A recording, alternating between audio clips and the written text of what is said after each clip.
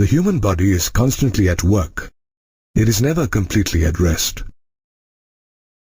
For example, even when we are sleeping, our lungs are busy inhaling oxygen and exhaling carbon dioxide. Carbon dioxide is a waste product generated by our body. Like carbon dioxide, various other waste products such as ammonia, urea, uric acid, water, and excess ions like phosphate, sulfate, sodium, potassium, and chloride are produced in our body as a result of different metabolic activities like ingestion, digestion, and respiration. These waste or excretory products, if retained in the body, may prove fatal, and so must be totally or partially removed from our body. The process of elimination of metabolic waste products from the animal body is called excretion. Among the different waste products, ammonia, urea, and uric acid are known as nitrogenous wastes. Of these, ammonia is the most toxic and requires a lot of water for its elimination, and is thus excreted only by those organisms that can compensate the loss of water. Generally, bony fishes, aquatic amphibians, and aquatic insects excrete ammonia in the form of readily soluble ammonium ions through their gills or body surface by the process of diffusion. Animals that excrete ammonia are called ammonotelic, while the process is called ammonotelism. As excretion of ammonia requires a lot of water, terrestrial animals have evolved a mechanism to convert ammonia into less toxic forms of urea and uric acid, which help conserve water. Mammals, including humans, and many marine fish and terrestrial amphibians excrete urea. Excretion of nitrogenous wastes in the form of urea is called ureotelism, and such animals are called ureotelic animals. In these animals, the liver converts ammonia into urea by the ornithine cycle and releases it into the blood. The urea in the blood is then filtered by the kidneys and excreted.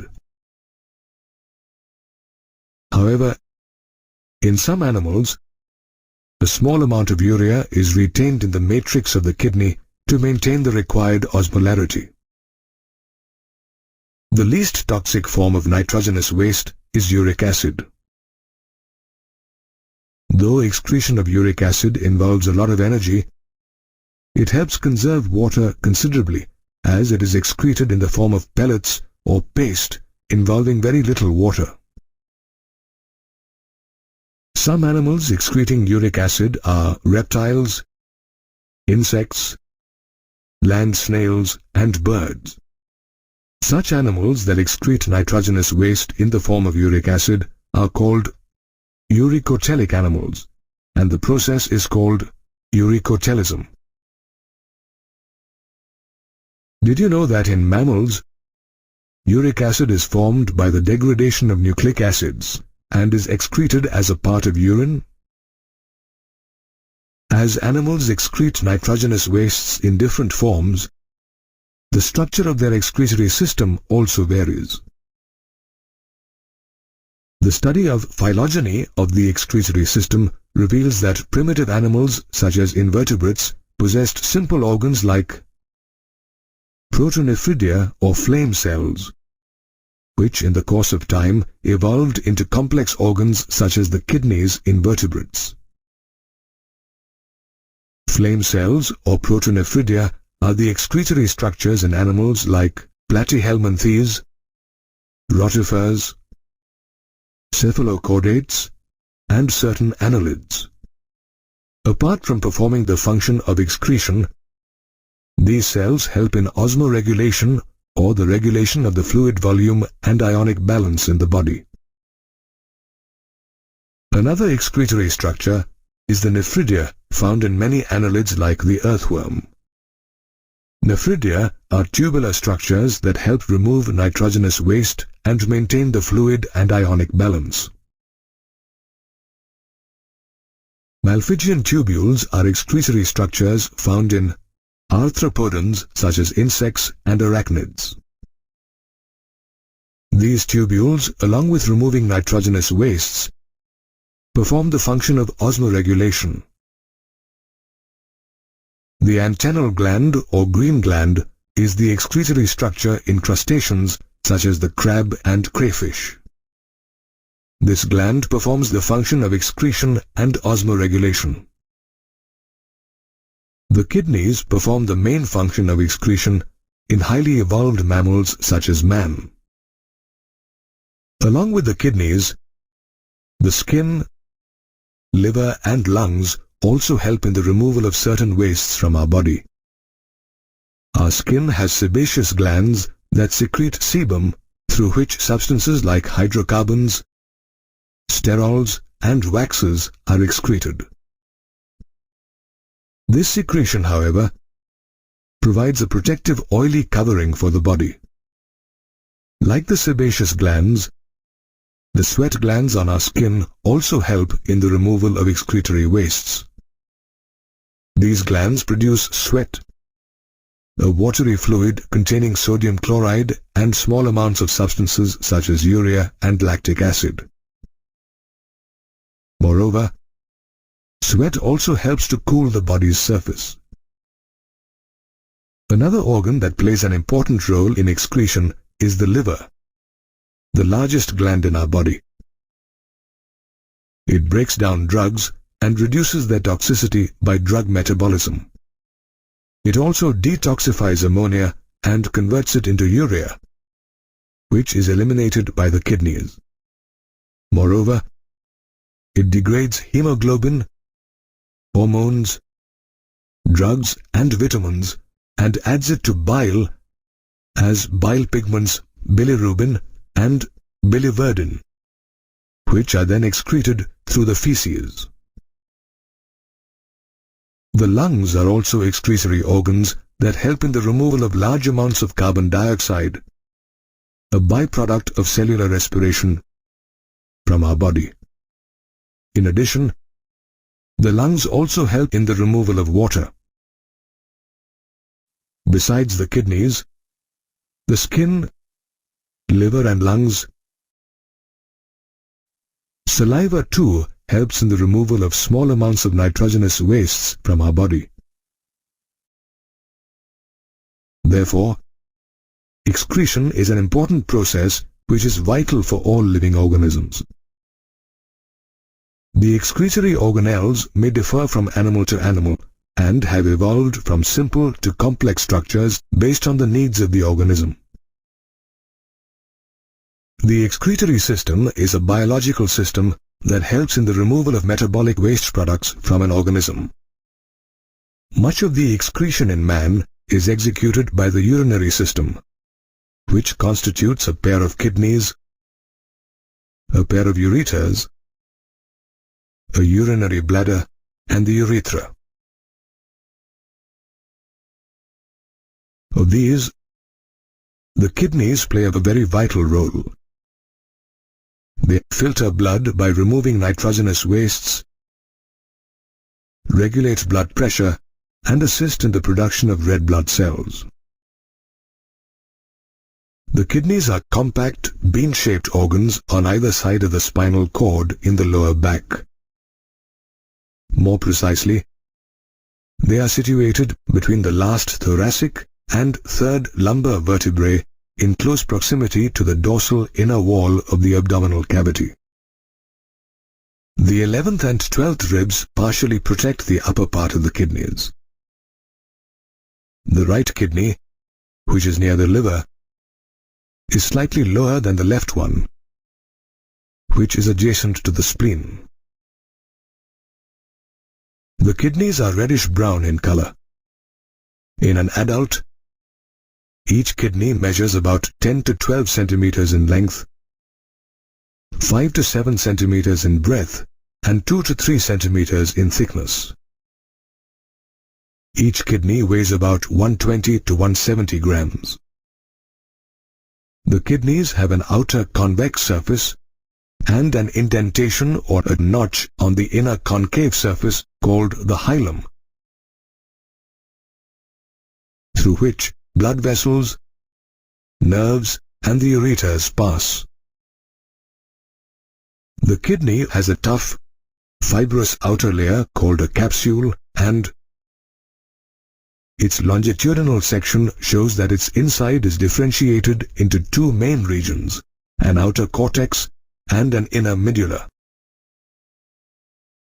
There are about 8 to 18 cone-shaped structures in the medulla called medullary pyramids, which project into the calyces. The tip of each medullary pyramid is called a papilla. The cortex protrudes or extends between the pyramids as renal columns called the columns of Bertini. The medullary pyramids project into the calyces, which lead to a wide funnel-shaped space called the renal pelvis. Each kidney contains about 1 million nephrons in the cortical region, which are the basic functional units of the kidney. The nephrons filter nitrogenous wastes and excess salts from the blood and help in body fluid regulation and urine formation.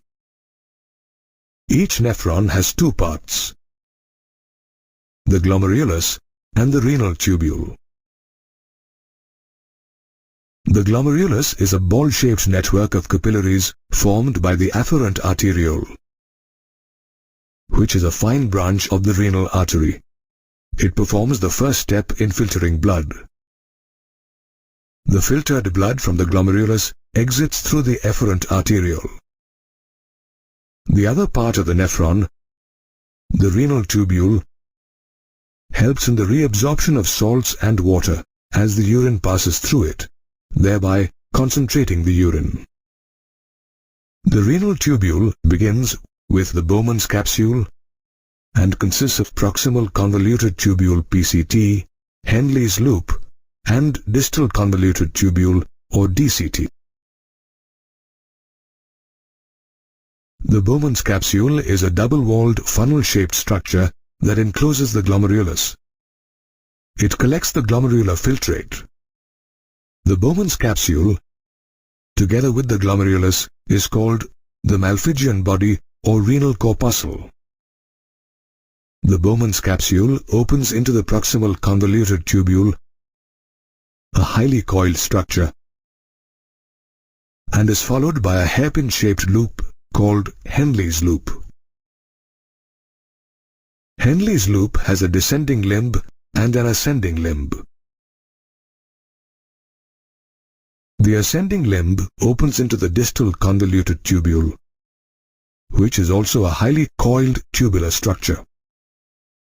The distal convoluted tubules of several nephrons open into a collecting duct. Several collecting ducts converge and pass through the medulla into the renal pelvis, which leads to the ureter. The collecting ducts, along with Henle's loop, lie in the medulla, while the Malpighian body, proximal convoluted tubule, and distal convoluted tubule of a nephron lie in the cortex of the kidney. The nephrons in the kidney are also distinguished as cortical nephrons and juxtamedullary nephrons based on the length of Henle's loop. Cortical nephrons constitute the majority of nephrons and have a very short Henle's loop that just about extends into the medulla, while the juxtamedullary nephrons have a very long Henle's loop that runs deep into the medulla. Each nephron also has a fine network of capillaries called peritubular capillaries, which is formed from the efferent arteriole leaving the glomerulus. A minute vessel from this network of capillaries forms a U-shaped structure called the vasa recta, which lies parallel to the loop of Henle. They are greatly reduced or absent in cortical nephrons. The capillaries of many such efferent arterioles unite to form the renal vein, which joins the inferior vena cava. Let's now study the other parts of the urinary system. The kidney opens into the ureters through the renal pelvis. Each ureter is about 25 centimeters long and carries urine from the pelvis of the kidneys to the urinary bladder. The urinary bladder is a hollow, muscular and elastic organ that temporarily stores urine till it is released from the body. Urine leaves the urinary bladder via the urethra, a tube through which urine is discharged. The urethra is enveloped by the urethral sphincter, which controls the flow of urine from the bladder to the outside. Hence, the urethra, along with the urinary bladder, ureters and kidneys, constitute the human excretory system. The kidney is the major excretory organ in humans, and one of its primary functions is urine formation. Each kidney contains about 1 million nephrons, which are the basic functional units of the kidney, and help in urine formation. Urine formation involves 3 major processes, namely glomerular filtration or ultrafiltration, reabsorption, and secretion. The first step in urine formation is the filtration of blood, which takes place in the glomerulus, and hence the name glomerular filtration. The pressure of blood in the glomerular capillaries forces the blood to pass through 3 layers, namely the endothelium of the blood vessel or the capillary, the basement membrane of the glomerulus, and the epithelium of Bowman's capsule. The epithelial cells in Bowman's capsule, also known as podocytes, are intricately arranged, leaving a few minute openings called slit pores or filtration slits. These slits or membranes help in the filtration of blood, and almost all the constituents of the plasma except the proteins pass into the lumen of Bowman's capsule. A reason why glomerular filtration is known as ultrafiltration. Did you know that, on average, the human kidney filters about 1,100 to 1,200 milliliters of blood per minute, which is about 1/5 of the blood pumped out by each ventricle of the heart in a minute? The amount of filtrate formed in the Bowman's capsule of a nephron due to glomerular filtration in the kidneys every minute is called the glomerular filtration rate or GFR, which in a healthy individual is about 125 milliliters per minute or 180 liters per day. The blood pressure in the capillaries acts as a major force in glomerular filtration. Besides, there are certain intrinsic mechanisms in the kidneys that auto-regulate the GFR. The juxtaglomerular apparatus or JGA is one such microscopic structure that regulates the GFR. The JGA is formed by cellular modifications between the afferent and to some extent the efferent arteriole and the distal convoluted tubule or DCT of the same nephron at their point of contact. The juxtaglomerular cells release renin whenever there is a drop in the GFR, which stimulates glomerular blood flow and normalizes the GFR.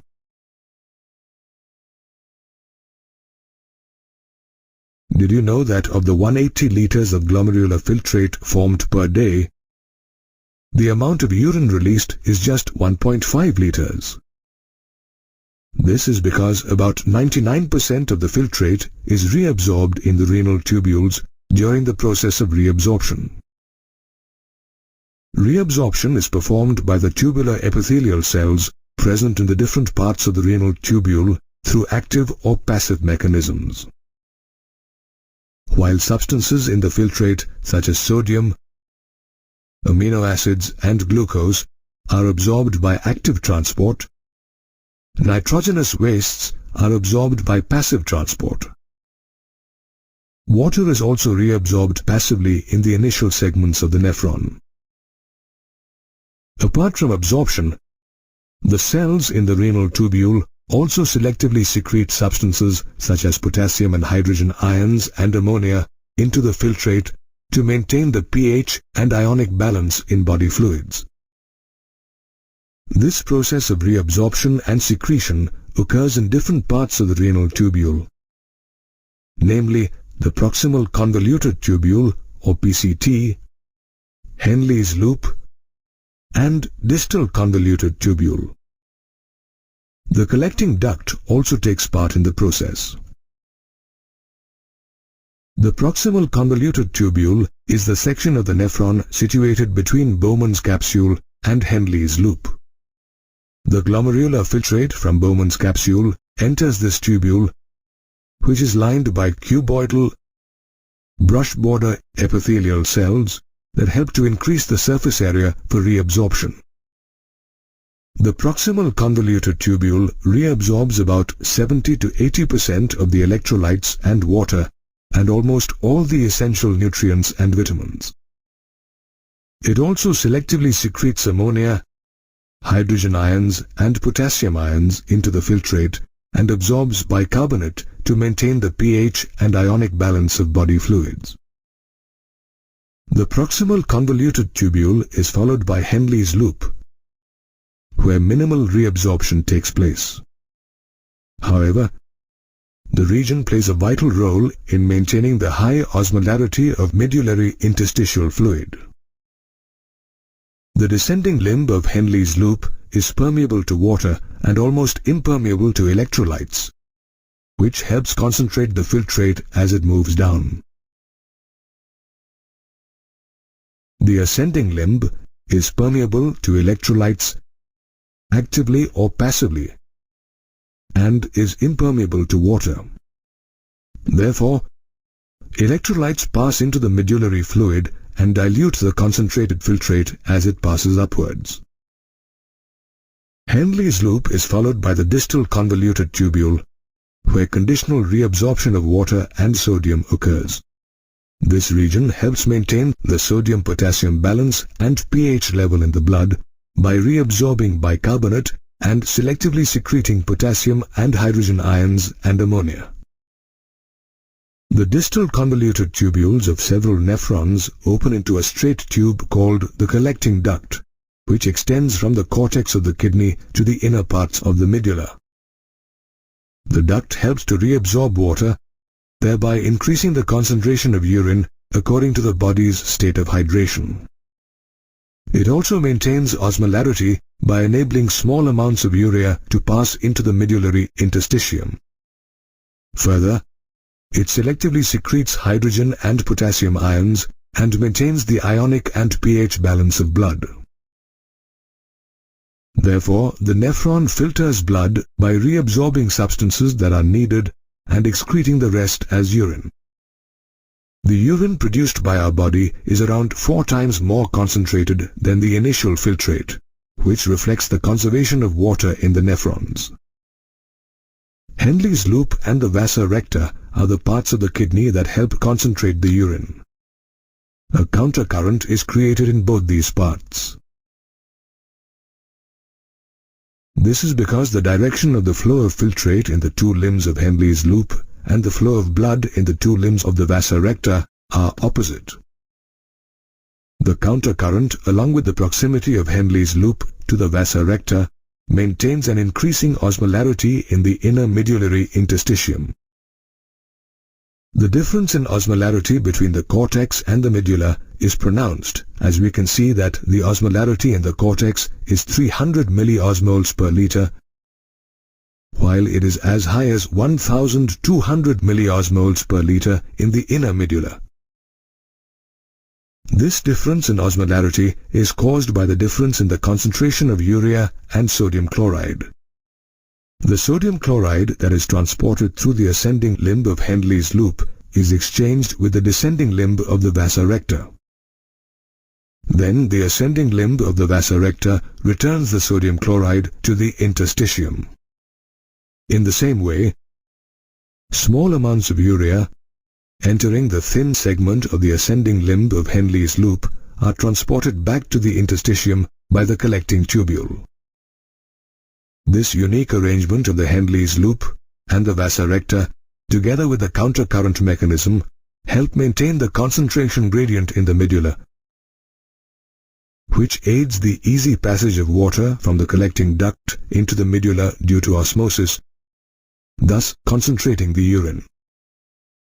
Urine thus helps to eliminate the numerous waste compounds generated by our body. Urine formation is vital for human health, and it is difficult to survive without producing and eliminating it.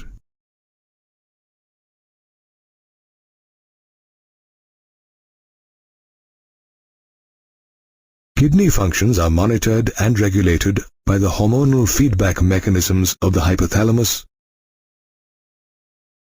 juxtaglomerular apparatus or JGA, and heart. Our body has several osmoreceptors that are activated by changes in the volume of body fluids, volume of blood, and ionic concentration. An osmoreceptor is a sensory receptor that detects changes in osmotic pressure. For example, a decrease in the level of body fluids activates the osmoreceptors, which stimulate the hypothalamus,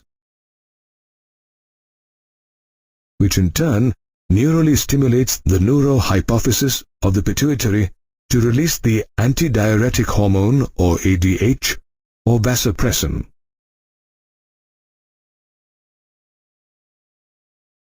ADH prompts the distal convoluted tubules or DCTs and the collecting ducts to reabsorb more water, thereby preventing diuresis.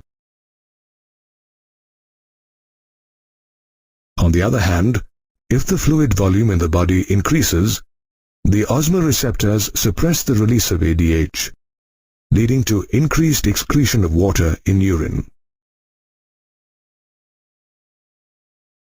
ADH also has the ability to constrict the blood vessels. This increases blood pressure, thereby increasing the glomerular blood flow in the kidney and consequently the glomerular filtration rate or GFR. Like the hypothalamus, the JGA also plays a vital role in regulating kidney functions.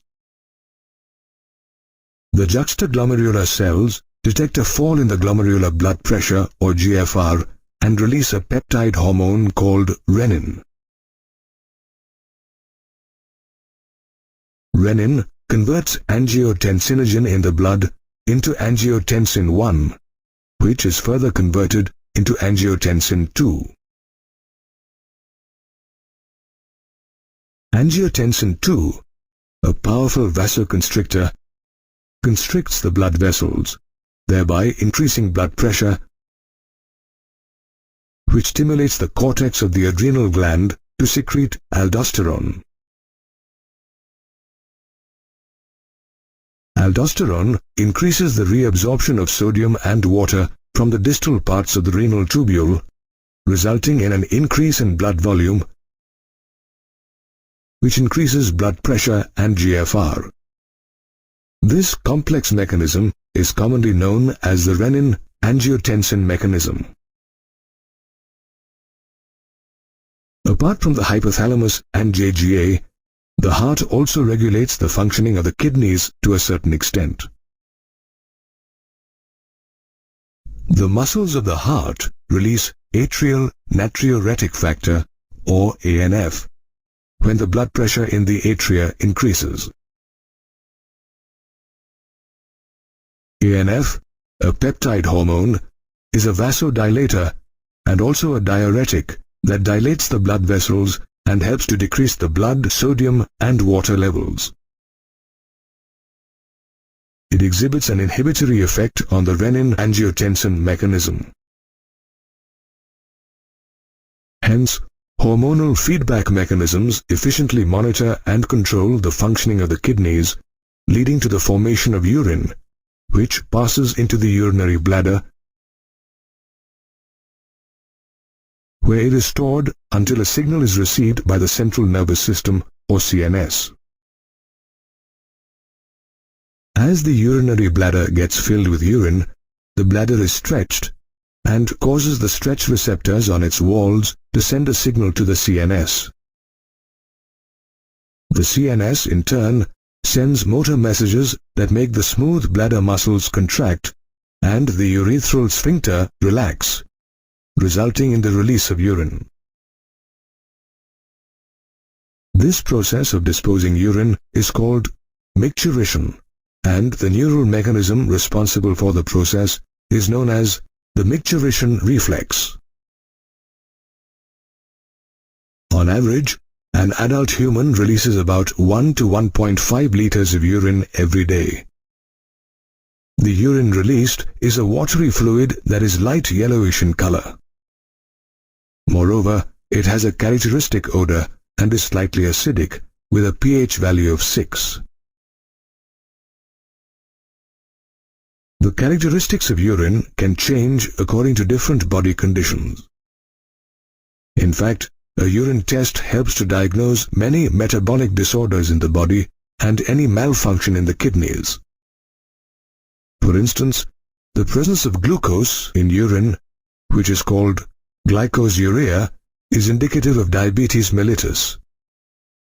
Moreover, the urine of diabetic patients sometimes shows ketone bodies, which is called ketonuria. The malfunctioning of the kidneys can also cause uremia, a condition where large amounts of urea accumulate in the blood. Uremia can even lead to kidney failure. A life-saving process for uremic patients is hemodialysis, wherein excess urea in the blood is removed. In this process, blood from a convenient artery is drained into a dialyzing unit after adding an anticoagulant like heparin. In the dialyzer of the unit, a coiled cellophane tube surrounded by a dialyzing fluid with a composition similar to plasma except for the nitrogenous waste is placed. The membrane of the cellophane tube is porous and allows molecules to pass through it based on the concentration gradient. These molecules are the nitrogenous wastes to be removed from the blood. The absence of nitrogenous wastes in the dialyzing fluid helps urea to easily move out, thereby clearing the blood. Antiheparin is added to this cleared blood, and it is pumped back into the body through a vein. However, in cases of acute renal or kidney failure, the only option is kidney transplantation. In this process, a functioning kidney from a donor is transplanted in the patient. Usually, a close relative of the patient is the preferred donor to minimize the chances of the patient's immune system rejecting the kidney. Other disorders due to the malfunctioning of the kidneys include the formation of stones or insoluble masses of crystallized salts within the kidney, a condition known as renal calculi. These stones are usually salts of calcium, mainly calcium oxalate or calcium phosphate. Such stones are also formed in the ureter and the urinary bladder. Another disorder affecting the kidneys is glomerulonephritis, wherein the glomeruli of the kidneys get inflamed. Therefore, the functioning of the kidneys is efficiently monitored and controlled by hormonal feedback mechanisms, and even a slight dysfunction or disorder may lead to severe diseases of the kidneys.